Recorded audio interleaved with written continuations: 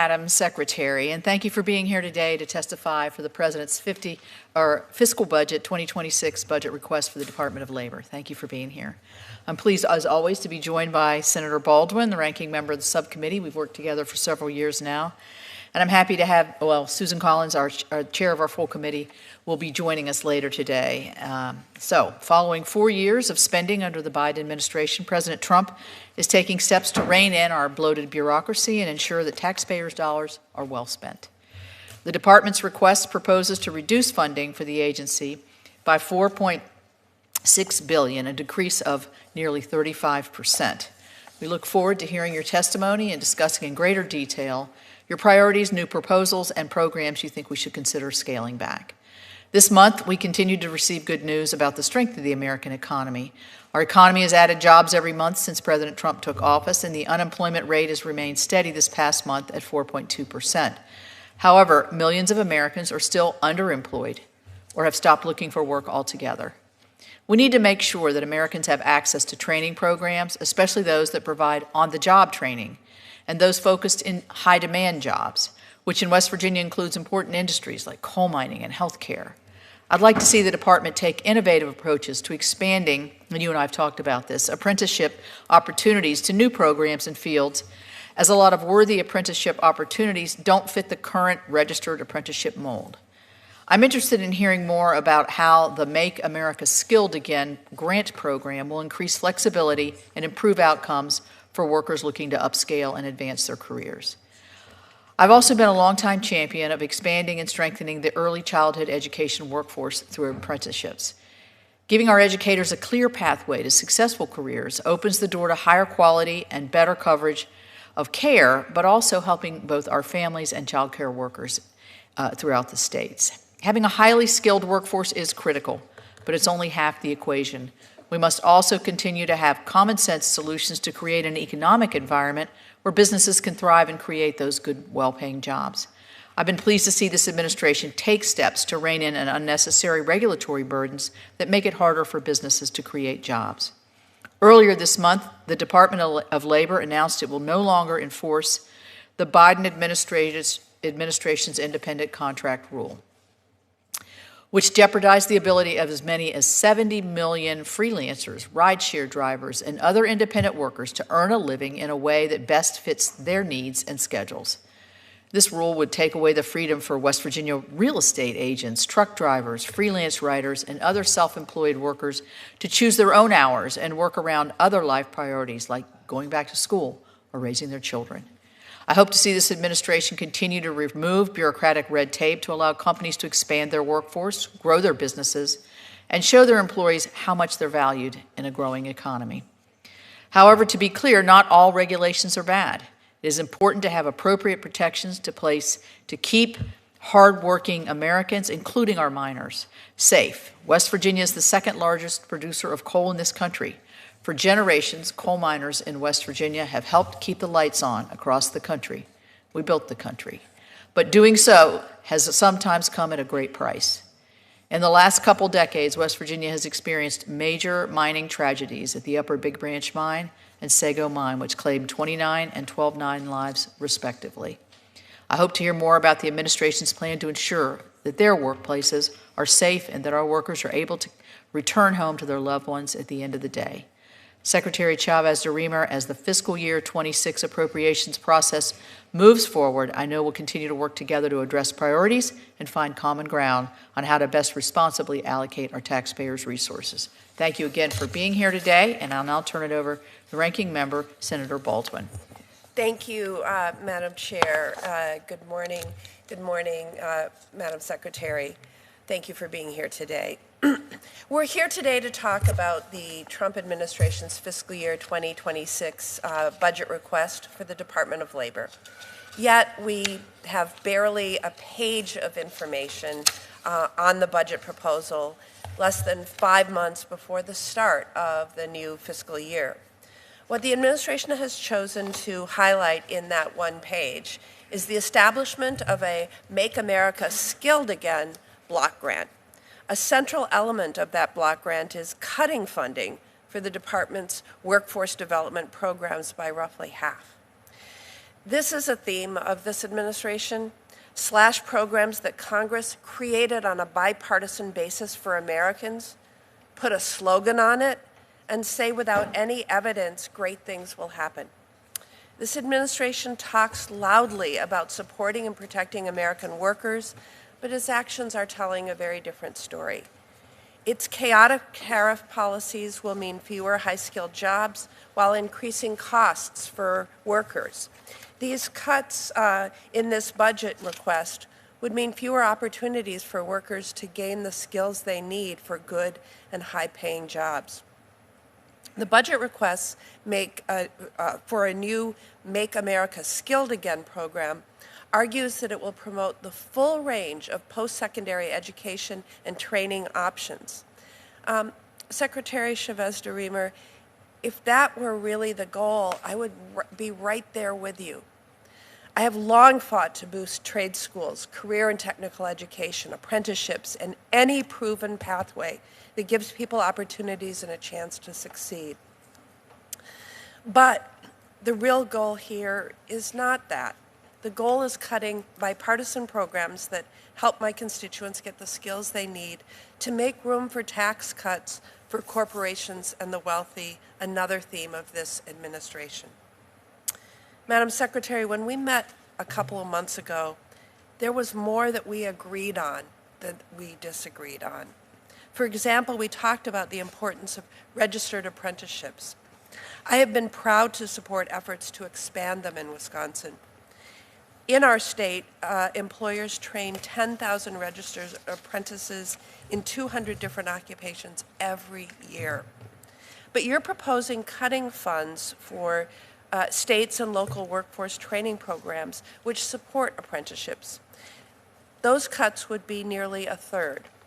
You're proposing to totally eliminate the Job Corps program. In my state, it's a program that gives so many students vital training and opportunities. And you have terminated already appropriated funding to increase and support apprenticeships in fields newer to the apprenticeship model, like teaching. It just doesn't add up.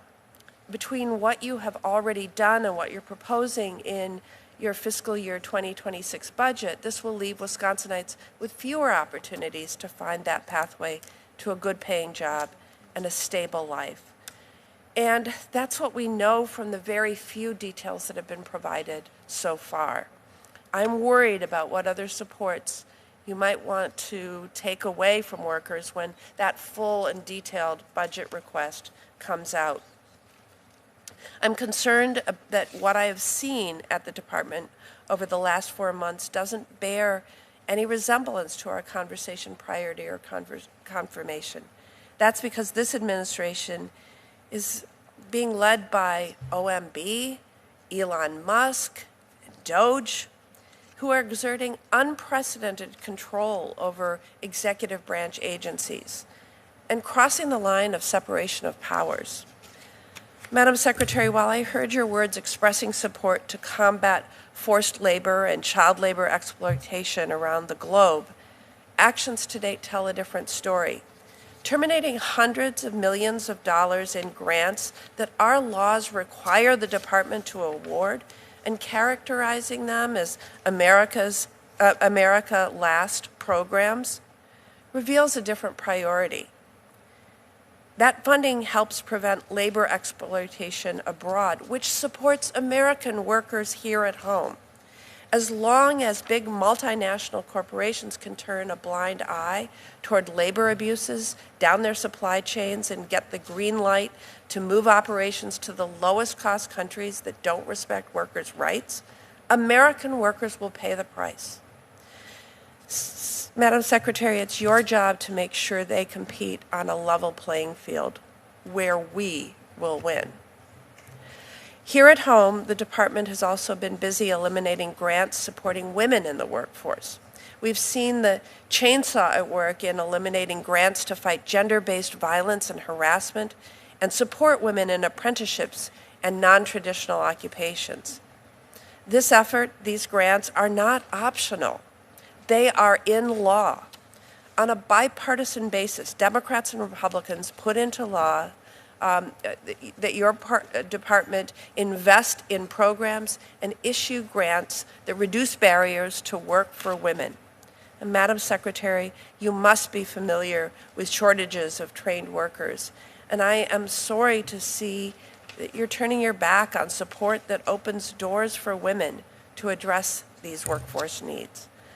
Finally, as a former member of Congress, you understand better than most the importance of transparency and the administration being responsive to Congress. What we have seen so far is simply not acceptable. When you're pressed for information about the department's workforce reduction during last week's House appropriation hearing, you provided all sorts of excuses of why you couldn't respond, including that you didn't have final figures. I wrote you 2 months ago and asked similar questions about workforce reductions through the most recent pay period, and you failed to provide the requested information. You're the head of this agency. The buck stops with you, and you're responsible for answering these questions. This is basic information this committee and Congress need to perform our constitutional duty. This is basic information Wisconsinites and Americans deserve, because it's their tax dollars. You should also fundamentally understand our deep concern that it appears this administration is planning to ignore the law and illegally impound funds Congress appropriated. Your department was created to ensure that workers have safe workplaces, receive the pay they have earned, and have access to the high-quality training they need to prepare them for in-demand jobs. That doesn't happen by saying you're putting workers first, but by acting to put them first. It's not too late to change course, and America's workers deserve nothing less. Thank you, Chair Capito. Thank you, Senator Baldwin. And now I would like to welcome our witness again, the Secretary of Labor, the 30th Secretary of Labor. She was confirmed in a bipartisan way on the Senate floor of 67 to 32. That's quite a feat in this environment, I will say. And Madam Secretary, we welcome your remarks for 5 minutes. Thank you, Chairman Capito, Ranking Member Baldwin, and members of the subcommittee. Thank you for the invitation to testify today. It's an honor to appear before the subcommittee to share the important work this administration is doing at the Department of Labor and discuss the President's fiscal year 2026 budget request. It's a privilege to serve as the 30th Secretary of Labor and lead the department's efforts on behalf of President Trump and the American workforce. My role as Secretary is to ensure the American worker is at the center of our economic strategy. The middle class, union workers, and small businesses have given us a clear mandate. It is my job to guarantee those men and women are not just heard, but respected and prioritized at every level of government. From the moment I was sworn in on March 11th, I promised to put American workers first, and that mission has guided my work from the very beginning. Through common sense reforms, we will focus the Department of Labor on that same purpose, saving taxpayers' resources while safeguarding protections that are critical to the health and well-being of our workforce, like enforcement efforts, inspectors, and investigators. Additionally, I'm committed to having an open-door policy for every worker. As their liaison and advocate, I am committed to painting an accurate picture of laborers' needs and concerns to the President. I launched my listening tour, America at Work, to hear directly from the men and women on the ground who are living this day in and day out. The real-life insights and experiences are imperative to shaping federal labor policies and practices. I told my team when I began this tour that I want to visit all 50 states to better understand regional workforce needs, and we're making good headway. I've held my meetings with local leaders to learn more ways that the federal government can help develop a skilled workforce, improve infrastructure to attract business and investment, prioritize workers, and identify smart regulations that expand economic opportunity and drive job growth. From a training facility demonstration with the International Brotherhood of Electrical Workers in Pennsylvania to a day spent with students learning to become aviation mechanics in Nevada, I am experiencing and relaying these challenges and triumphs of America at work. We have a responsibility to turn these stories into actions through smart reforms and federal solutions that deliver those results.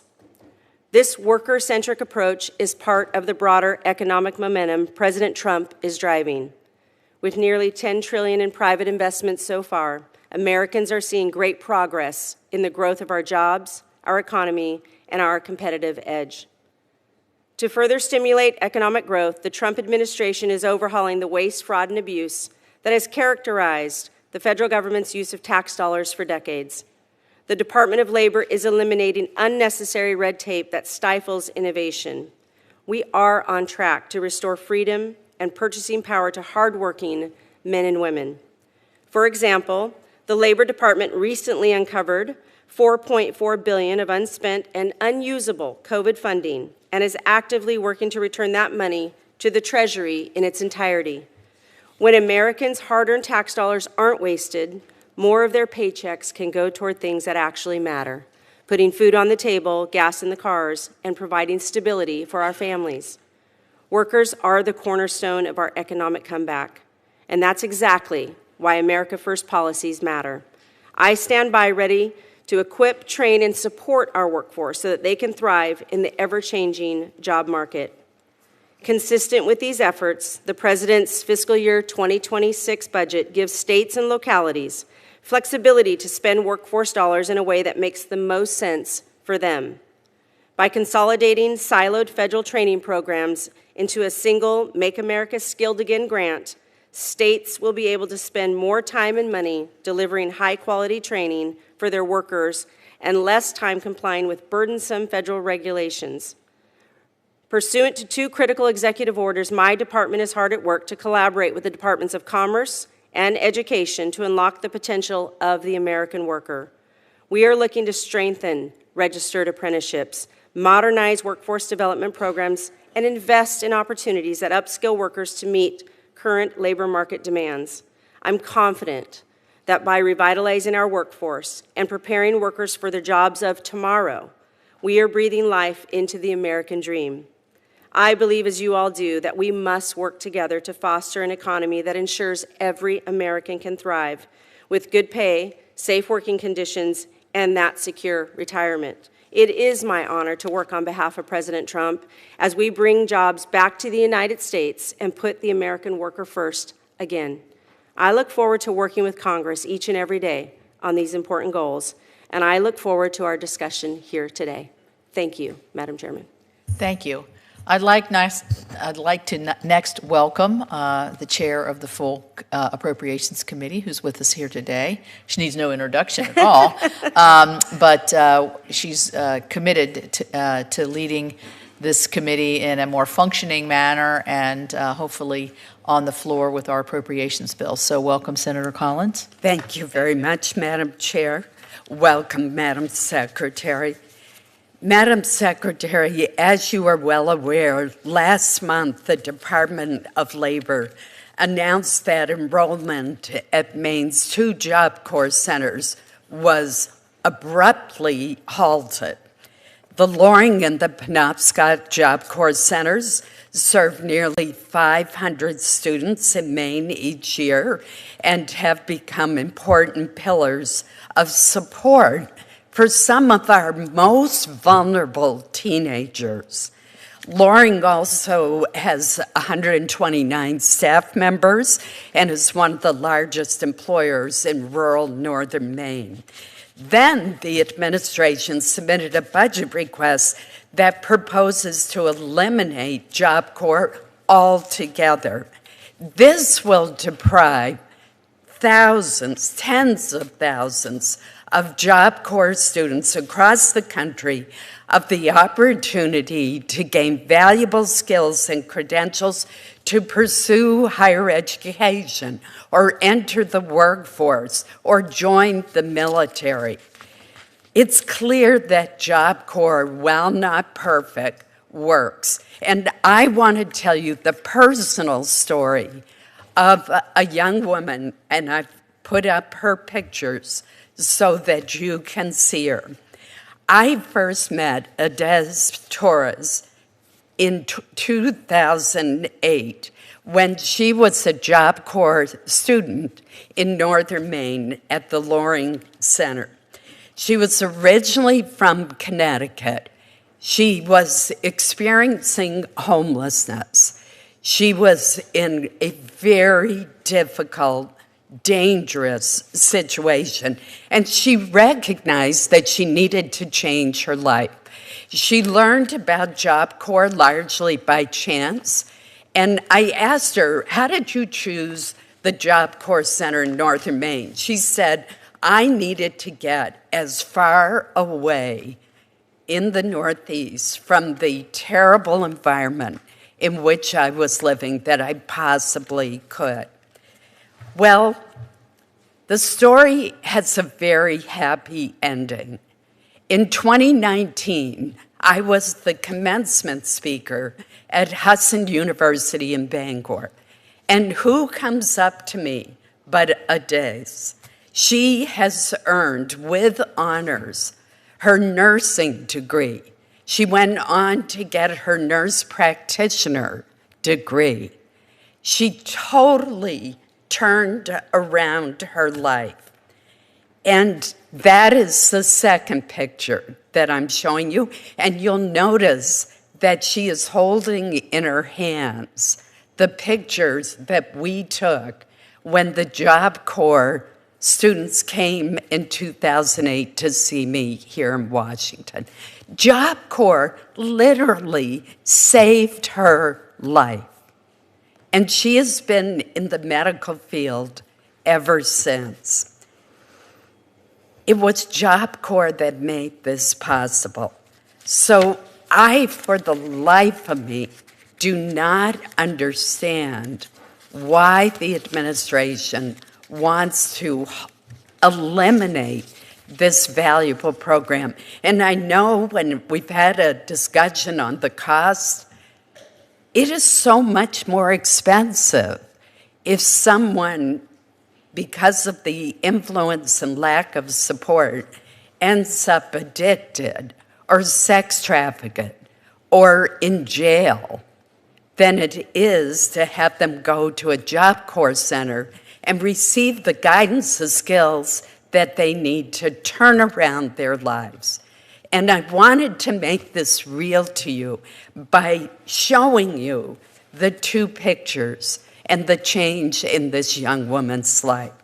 So in making these decisions, did you consider the potential impact that halting enrollment at the two centers in Maine, and then, which you did only in the state of Maine, and also proposing the elimination of the program on people's like Adez, whose life was changed and I would argue saved by Job Corps? Thank you, Chairman. I appreciate this. First and foremost, I want to say at the front end, we agree that this population is somebody we all care about. That is not the essence of what we're here to talk about, but we do have to discuss the sustainability of Job Corps. I was a Job Corps champion in Congress as well. I fought for all of these kids alongside of you. I understand that how important they are to not only our respective states, but to our countries as well.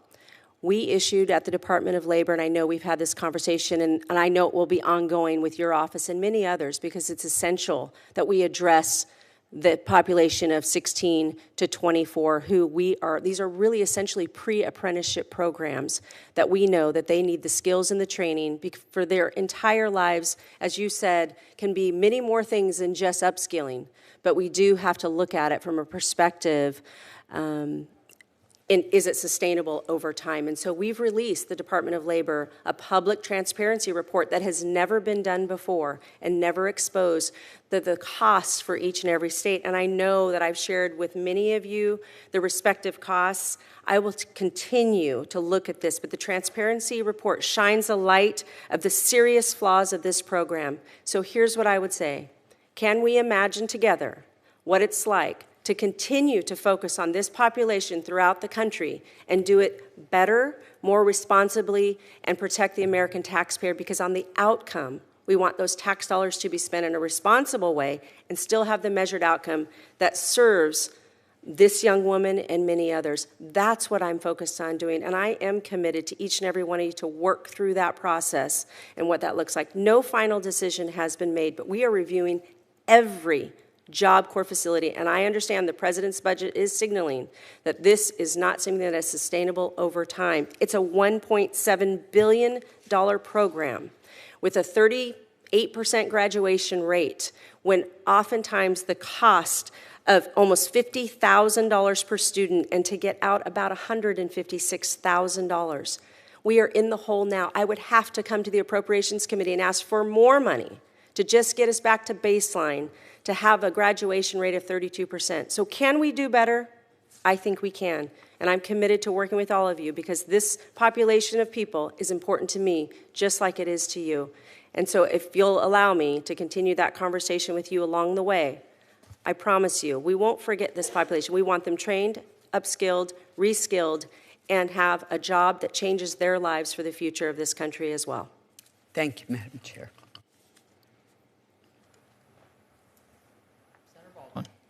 Thank you, Madam Chair. Thank you again for being here, Madam Secretary. I have a few questions to start with, which hopefully we can get through very quickly, but regarding communication and transparency. So first, thank you for submitting a timely spending plan as required by the fiscal year 2025 full year continuing resolution. But what you submitted had some notations, footnotes, that there are ongoing reviews of certain funding allocations.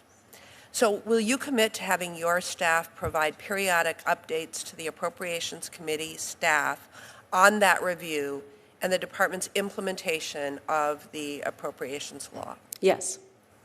Second, will you please commit to me that your staff will notify committee staff of any programmatic delays the department experiences in spending any of the appropriated funds, again, fiscal year 2025? Yeah, my goal is to always have the open conversations with Great. the Appropriations Committee. And then finally, will you provide me with information on workforce reductions, including counts of the number of staff accepting deferred resignations for each of the department's offices through the most recent pay period? Yeah, thank you, Senator Baldwin. If I might elaborate just a tad on that. You mentioned the House Appropriations Committee.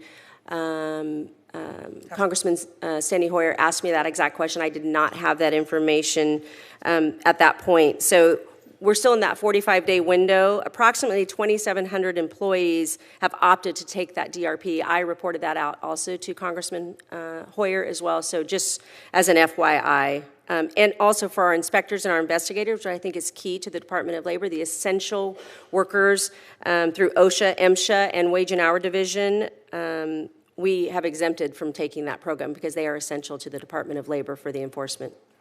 Okay. And, you know, I want to just comment on the deferred resignation program because, you know, this administration has been crystal clear that it wants to significantly reduce the federal workforce. And the President's Executive Order 14210 says agency heads shall promptly undertake preparations to initiate large-scale reductions in force. And information provided to federal employees about the deferred resignation program indicated that the federal workforce is expected to undergo significant near-term changes. As a result of these changes, or for other reasons, you may wish to depart the federal government on terms that provide you with sufficient time and economic security to plan your future. This is really doing everything in my mind to tell employees to leave, because if they don't, they're probably going to get fired. But anyways, Madam Secretary, I'm concerned that this administration is paying lip service to protecting and supporting American workers, but then taking actions that harm them. We see the chaotic approach to tariffs impacting small businesses and larger employers who have had their supply chains disrupted and their workers paying the price with reduced work hours and price hikes to come. The department has pushed out approximately 20% of its staff who are now being paid not to work, which will seriously undermine the department's ability to fulfill its mission to support American workers. This includes forcing out about 25% of the staff at the Employee Benefits Security Administration, that we call EBSA, responsible for protecting the benefits of more than 156 million American workers and retirees. So prior to implementing these staffing reductions, did you do an evaluation of the impact that it would have on EBSA being able to do its job to protect Americans' benefits if 25% fewer people were working there? At the Department of Labor, our goal is to fulfill the mission of every agency, and that is protecting workers' rights and benefits. That's an essential part of the core mission. I can tell you there are oftentimes what's important to me as the agency head is to make sure that spending more money doesn't necessarily get us the outcomes that we need. I can tell you the tariff conversation. So you did an evaluation on what the impact would be on protecting workers' benefits by cutting that division by 25%? We will always protect the American worker. It's essential to the Department of Labor. So you did an evaluation prior to pushing out 25% of those workers? As I came into office, I had committed to this committee and every other committee, and the full committee, to do every evaluation in every agency so I can pull back the curtain and understand exactly what I'm in leading. And I would appreciate your sharing that evaluation and analysis with the committee. And I will submit some further questions for the record because I have quite a few others. So, thank you. Thank you. Madam Secretary, we've talked about this issue, but it's about the West Virginia Department of Transportation and the Davis-Bacon wage determinations for highway construction. They're just unworkable. When the Biden administration published these wage determinations, West Virginia DOT was not given any prior notice of the proposed changes and therefore was unable to provide feedback and comments to DOL before publication. The Biden wage determinations left out key job classifications that are commonly used on highway projects. It's been very frustrating. The absence of these classifications has required West Virginia DOT to go through a complicated administrative process with DOL to determine proper wages. You know, we're missing the construction season here as part of what I'm doing, or getting to. This has been significant delays in advertising, but also awarding construction projects. I know that your staff has been working on this with our West Virginia DOT and with me and my office to make sure that our highways are safe and durable and drivable. So will you commit to continue working with me to resolve this issue to ensure that West Virginia's highway construction projects can begin without undue burden? Yeah, absolutely. And I know my staff has been in touch with your staff and West Virginia DOT to try to resolve these specific issues. I am committed to working with the wage and hour to ensure that prevailing wage are being correctly calculated and applied appropriately. So I am committed to working with you on this issue. Thank you. That's a timely request. Let's talk about MSHA. I mentioned it in my opening statements. Obviously, it's important to a state like West Virginia, the health and safety of our nation's minors. I'm really concerned because I'm hearing from my constituents that MSHA offices in West Virginia are closing. I'm worried that will reduce the number of mine inspections, which are essential to ensuring that coal that powers our nation is mined safely and that workers return home to their families. West Virginians know far too well the importance of keeping our miners safe on the job, having endured the tragedies that I mentioned earlier. Can you elaborate on MSHA's plan for office closures in West Virginia? And I'm going to name the three that we had heard recently that were going to be closed. Those were in Summersville, Mount Hope, and in Welch. Yeah, thank you again. There's no worker, including our miners, which I know are very important to you in West Virginia, that should be concerned about not returning home safe. My goal as the agency head is to make sure every worker is protected. As far as it relates to the MSHA offices, we're working with GSA. That is under GSA's purview. I'm working with them and advocating for those leases to stay open throughout. I don't have the exact number for you, but it's a critical mission to keep for our inspectors and our investigators to be there to make sure that they're assisting to make sure those miners are safe. And I will give you that updated list, but it is to keep those offices open and retain those leases, but we're working on those now. Yeah, much appreciated. I would say that close proximity, it's tough to get from one place to the other. In cases of an emergency, it can really create a lot of lag time if we don't have MSHA there and with our companies and our workers to be able to not just be protective, but to react in case of an emergency. So Absolutely. Please keep that front and center. Let me ask you this question. What is it, Make America Skilled Again? That's right. Okay. When you say that you've folded, I think I'm hearing that you folded workforce programs into one big bucket. Is that how you're doing? How many different programs do we have in workforce development? Well, there are several, and the goal is to work with our state partners. I can tell you, as I tour around, see all 50 states, and visit with the American worker, and visit with our community colleges, our career and technical education schools, the flexibility and modernization of getting that workforce investment is going to be key. I look forward to working with Congress on WIOA, making sure that they have the information that they need to get that through Congress. As a former member and supporting that on education and workforce, it's going to be key for workforce investment. So it's the flexibility of doing so with our respective states. So yes, Make America Skilled Again through essentially a block grant for the flexibility in order for them to have access. That's going to be key for those local communities. Okay, in my mind, what has worked in some instances in West Virginia has been a public-private partnership Absolutely. with workforce programs where students who are maybe a junior, senior, maybe they're in career and technical, maybe they're in regular high school, they don't really are unsure as to what direction they want to go. I'll use Toyota as an example. They work with the local community college to do a blended work study kind of program that at the end really can result in a full-time job, a life job with a great company, Toyota. And so I'm sure you're doing this, but there's a lot of companies come to us and say, we can't find the workforce, we can't do this.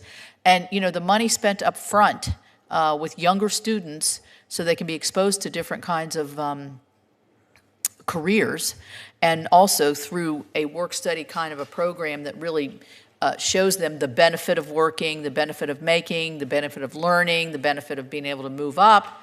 I mean, we have to have the private sector right there with us with the Department. I couldn't agree with you more. The sponsorship, so to speak, of these companies. Right. I just visited that in Arizona, the exact same model. And we're seeing best practices across the country from a lot of our businesses working with our local education systems to do just that. It's finally that connection between what is the market demand, how can we train them specifically in their respective states, and have the outcome for the companies who are asking us for A, B, and C of the type of workers they need.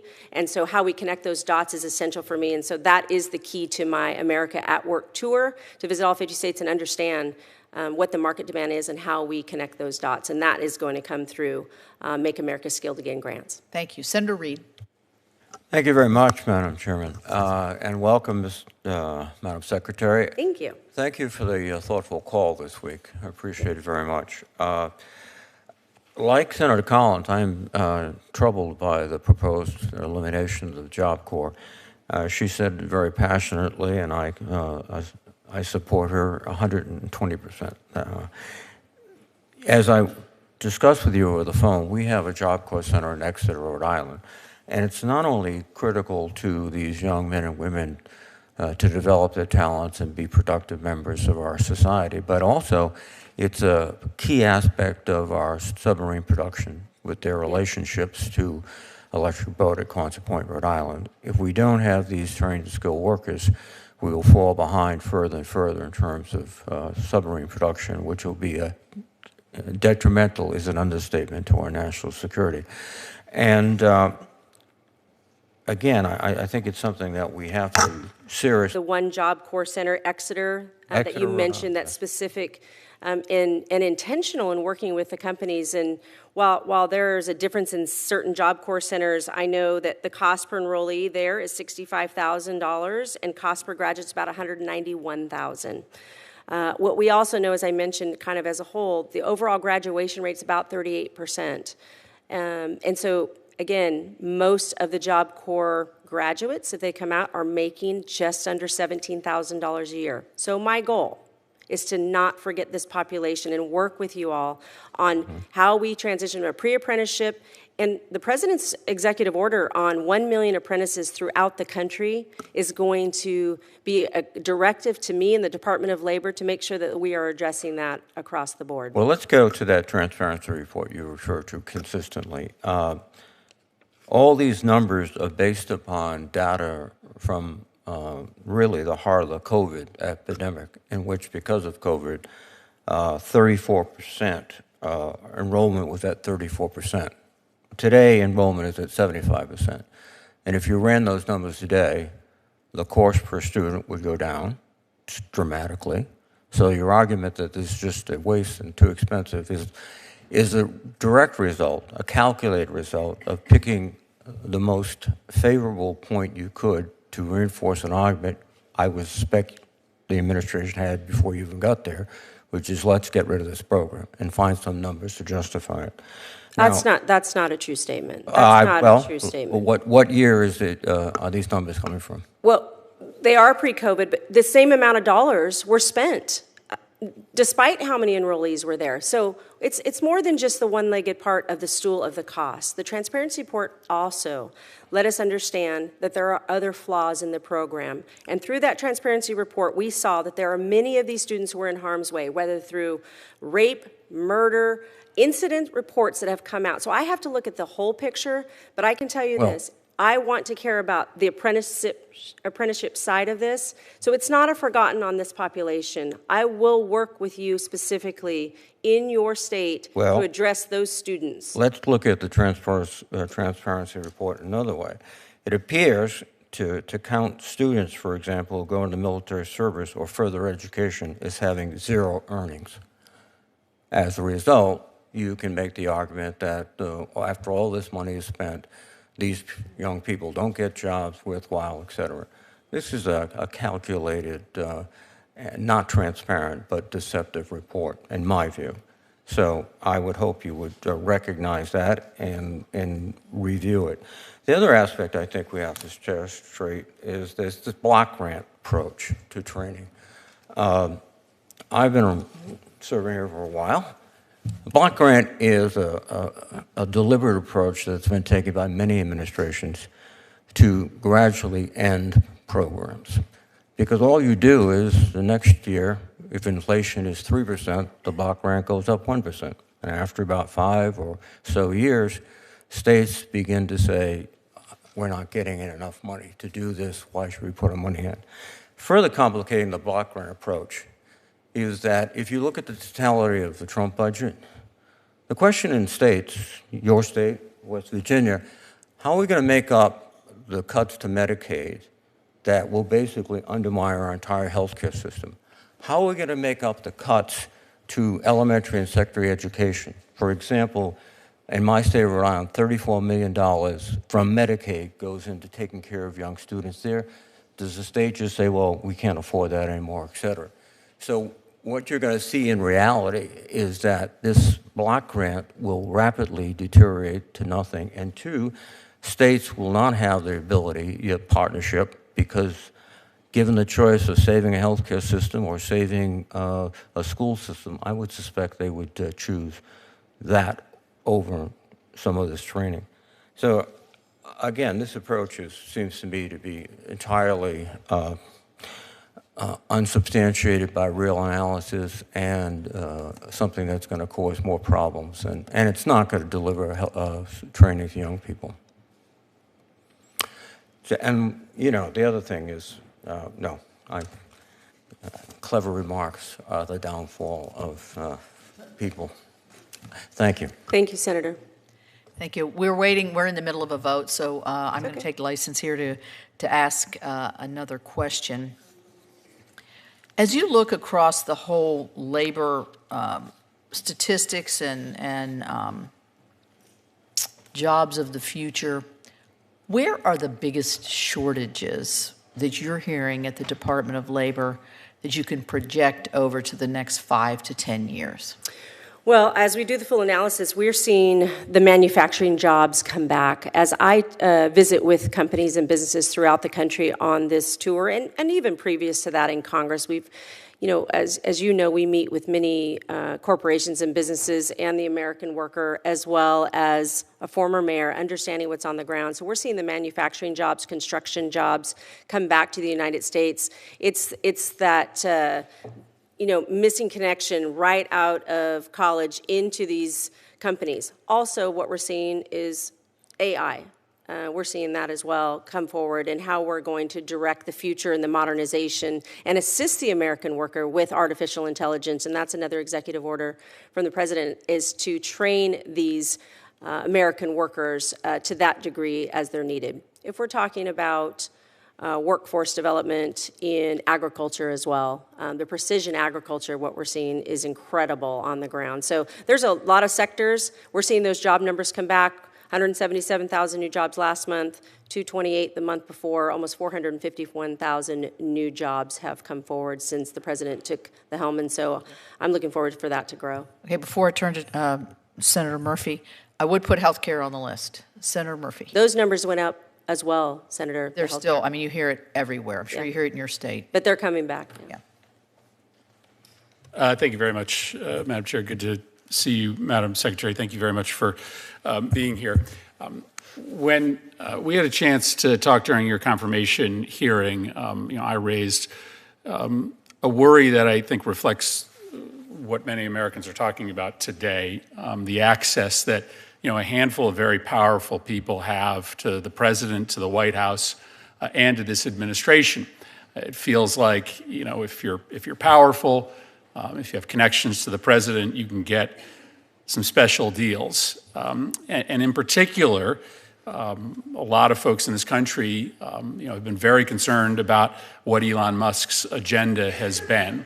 What is he getting? And it seems over and over again that the cuts that are happening throughout the government are specifically advantaging Elon Musk and his companies. And so I want to ask you about a office that has essentially been eliminated under your watch, and ask you to explain to us what the story is here. The Office of Federal Contract Compliance Programs is a really important office that has been supported by Republican and Democratic presidents. In fact, President Trump, during his first term, talked pretty glowingly about the success it had had in cracking down on the abuse of workers, in particular, discrimination against workers. You have effectively eliminated this office. You have reduced its employee count from 480 to 50. That's a 90% reduction. There were 55 offices protecting workers all across the country. There are now 4. The office in Hartford, Connecticut has been closed. All of this is likely illegal because we have appropriated money for this agency and its functions. You are not allowed to just eliminate appropriations that have been mandated by Congress. But of course, it has had a real impact on workers. Workers no longer have this agency representing them. And in particular, this seems like it worked out very well for Elon Musk, because there was an open investigation against one of his facilities in Fremont. And I can't even actually say out loud the words connected to this allegation, because black employees at this Tesla facility were allegedly subject to routine racial abuse, pervasive stereotyping, and hostility. The epithets ranged from the N-word to monkey to boy to other insults I can't say in this committee. And there was an open investigation relative to the abuse of black employees at this facility. That investigation is now closed. That seems like a really convenient win for Elon Musk. And so tell us what's going on here. How do you justify the closure of an agency that was supporting workers, protecting workers? And I'd love to know if you had had any conversations with Elon Musk or his representatives who were in your agency on behalf of DOGE relative to the closure of this specific agency? Thank you, Senator. Well, first and foremost, our nation's non-discrimination laws continue to be fully enforced at the Department of Labor and anywhere else. On top of that, as you know, I will not be able to discuss this because it is under litigation now. So I cannot go into any other comments in regards to that, and that would be true for many things that the Department of Labor is being sued for. I cannot discuss. Well, you can certainly discuss with this committee why you eliminated the agency. I mean, this is a legitimate matter for the Appropriations Committee. You can tell us why you eliminated the agency, and you can certainly answer a question as to whether you had any conversations with Elon Musk about the elimination of this agency, which was actively investigating one of his facilities. I cannot discuss it as it's in litigation, but I have had Elon Musk gets no special treatment from the Department of Labor or from me. Is it true that investigation into his facility, again, these are really outrageous allegations. I have no reference to even that case. I have no conversation. But you can confirm that it was closed. I don't even know about that specific case. I would not be able to comment on that. All right, can you answer that question to the committee? Can you answer that for the record? I mean, if you don't know now, can you get the answer to that as to whether that specific investigation into as it relates to OFCCP, at the Tesla facility was closed? As it relates to OFCCP, I cannot comment because it is in litigation. I know nothing about that case. Well, you can certainly tell this committee whether investigations are open or closed. I'm not asking you to do it now. You say you don't Sure. know. I'll consult with my team and my legal team and get back to you on that. Well, Madam Chair, there is a lot of litigation pending, but That's that right. should not shut down the oversight role of this committee to get information as to why key oversight agencies have been closed or information regarding open investigations. So I look forward to working with the chairman and the ranking member and you to make sure that litigation doesn't get used as an excuse to try to paper over what may be some pretty substantial problems and potentially undue influence by Trump's billionaire friends at the Department of Labor. That is not the case, and non-discrimination laws are fully enforced 100% at the Department of Labor and will continue to be, and I look forward to working with you as well, Senator. Thank you. Thank you, Madam Chair. Thank you, Madam Secretary, for being here today. I represent Mississippi, and Yes, ma'am. our state is experiencing strong economic momentum with record-breaking capital investment and job creation. However, our labor force participation rates remains one of the lowest in the nation. We face challenges such as being predominantly rural, high poverty rates, and several other barriers as well. This complicates reliable data collection, especially when it's not sourced from trusted state-level partners. We've also seen growing concerns with studies from the Bureau of Labor Statistics, particularly as surveys response rates do continue to decline. Do you believe states should play a larger role in collecting labor market data to ensure more accurate information to support policymaking to help out-of-work Americans get jobs? Well, thank you for the question, and it's so nice to have visited with you, and thank you for being here today. As far Bureau of Labor Statistics is independent of the Department of Labor and will continue to be. That's an important, the data is important, but it is independent of the Department of Labor, and I can't put my thumb on the scale for the collection of the Bureau of Labor Statistics. Whether the state would do a more accurate job or something. I understand that. One of the things that we're concerned about is human trafficking. Absolutely. And of course, it's just an unspeakable atrocity. This continues to plague our nation at deeply alarming rates. Labor trafficking, a form of exploitation that forces individuals to work through coercion, fraud, or by force. It's particularly troubling among this crisis. It's happening in every state, and it's something we must confront head on. Can you elaborate on the department's approach to combating labor exploitation and human trafficking, especially as it pertains to your collaboration with law enforcement? Yeah, thank you again for that. Combating, the exploitation of any child should be not tolerated by anyone, any company, any business, anyone in the federal government. So that is a number one goal for the Department of Labor, is to combat child labor, child trafficking, human trafficking. And so working with our law enforcement teams, is essential to combating that. But at the Department of Labor, our goal is to fully enforce the law and make sure that we are using the full enforcement capability of the Department of Labor to crack down if someone is knowingly breaking that law, and we will double down to do that. And how are staff at the department being provided with training and support to enhance the identification of potential trafficking situations? What's your training program like?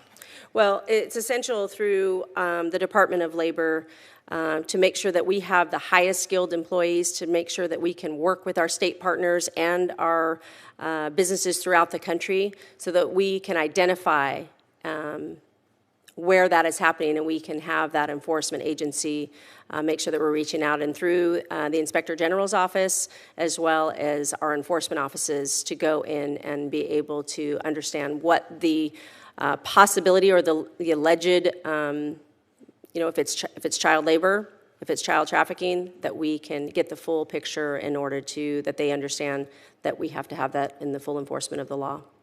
So you're comfortable with the training practices you have in place now? Well, it's essential that we make sure that that is the enforcement capabilities of the Department of Labor is unique to this agency, that we have the full enforcement through our Inspector Generals and our agents on the ground.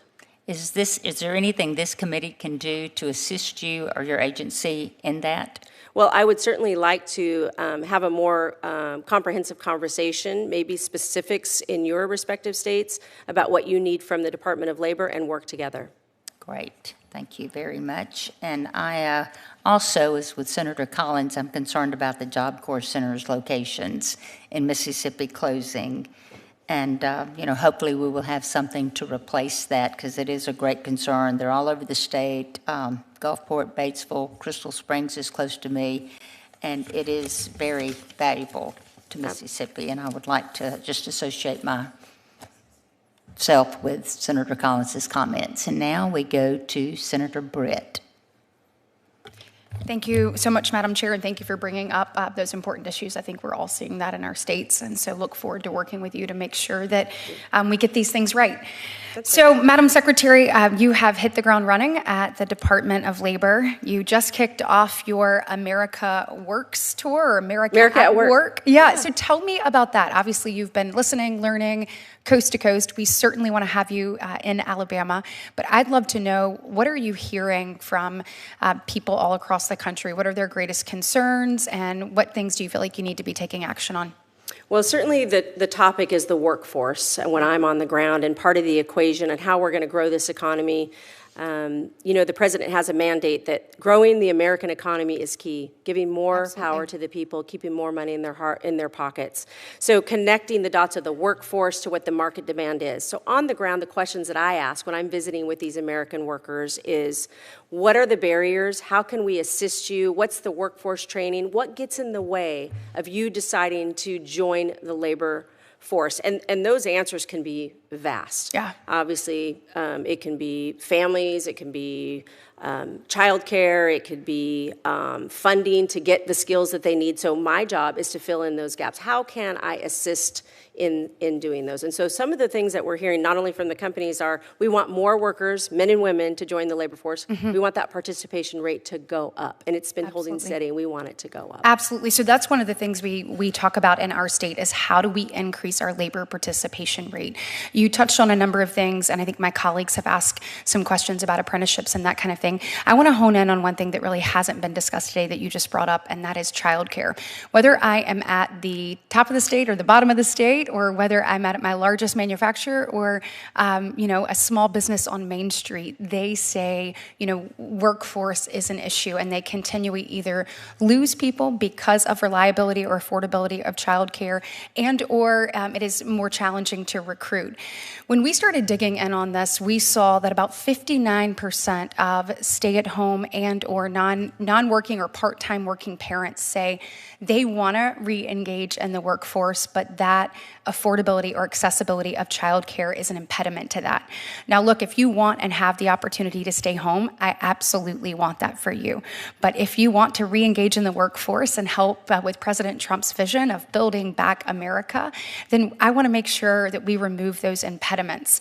You know, a question for you, and certainly don't want to ask you to comment on any specifics, but you can say definitively that this is something you hear from workers, both large and small, and employers across the country. Absolutely, and you know, in Congress, I heard it as well. I did a listening tour in Congress through agriculture. That's not a place that I would have thought I would have heard childcare for our farmers and ranchers. So, and what we've seen is that between the ages of 0 and 5, a parent spends about 22% of their income on childcare. When you look at our economy across the board, it's $122 billion a year we lose to this reliability issue. I have a specific piece of legislation, a bipartisan piece of legislation, the Childcare Affordability or Availability and Affordability Act, that really puts parents back in the driver's seat and also encourages businesses, both large and small, to be a part of the solution.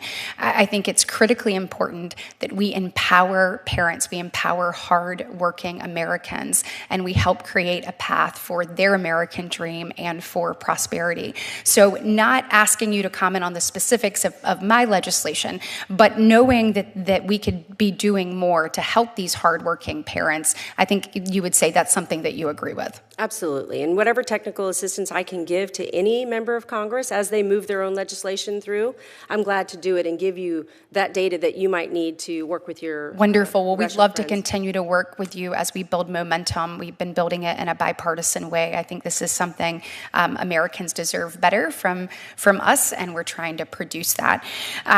Last year, I actually asked the Federal Reserve Chair about these common sense reforms that I'm talking to you about, and said if we were to do this, would this actually help with our labor participation rate? And, he said absolutely. So I'm glad that you agree with that as well.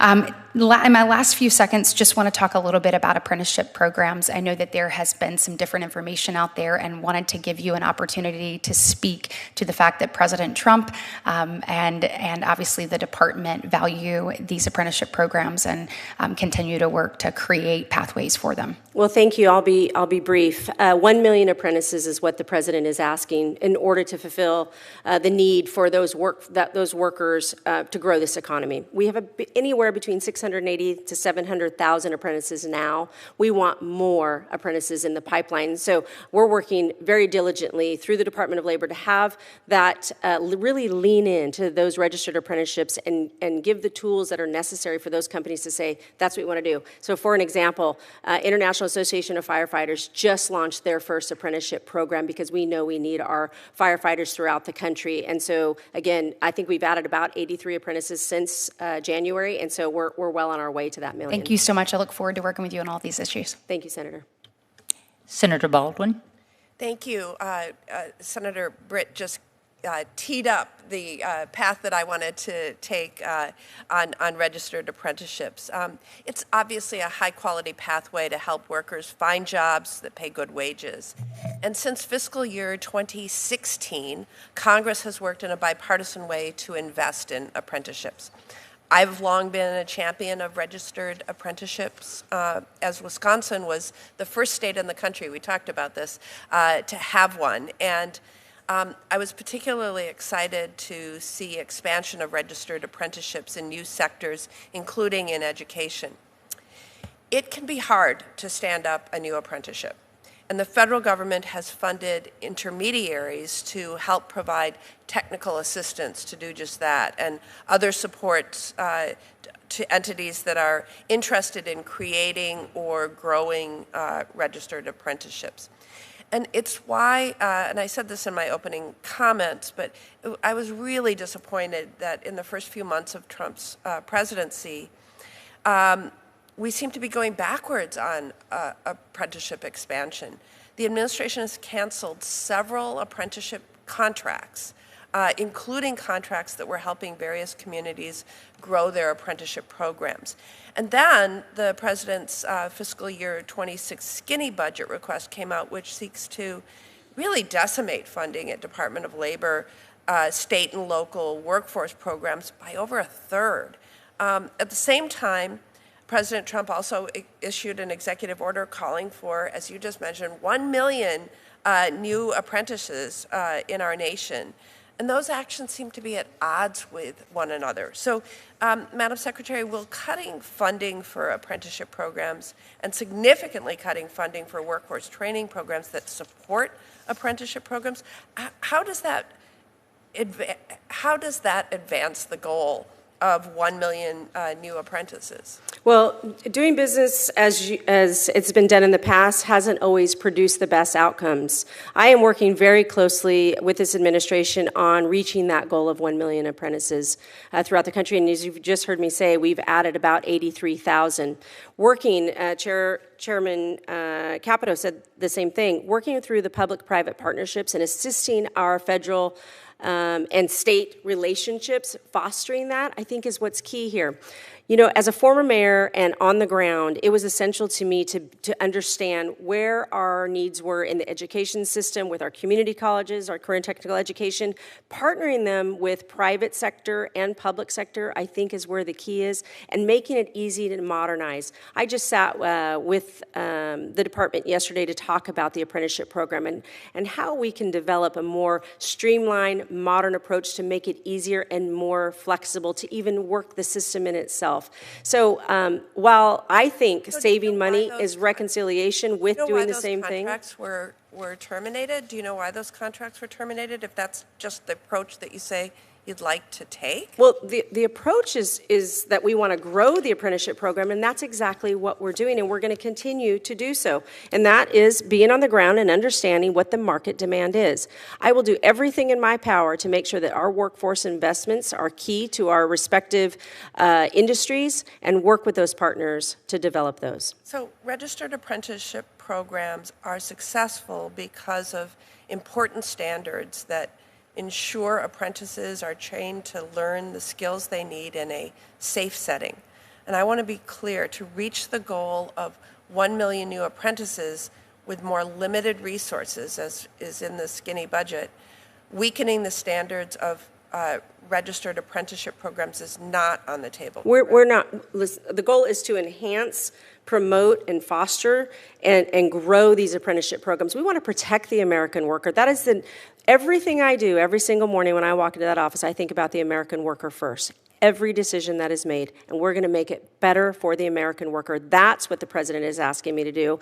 That is why we're bringing so many people to the table, and that's why you're going to see this economy grow for the American worker. And I will never get off that point that the American worker will come first. Okay.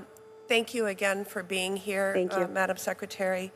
That will end our hearing today, and I'd like to thank my fellow committee members for thoughtful questions and thoughtful conversation, and thank you again, Madam Secretary. For any senators who wish to ask additional questions, questions for the record will be due 1 week after the full budget request is released. And the hearing record will also remain open until then for members who wish to submit additional materials for the record. The subcommittee will now stand in recess.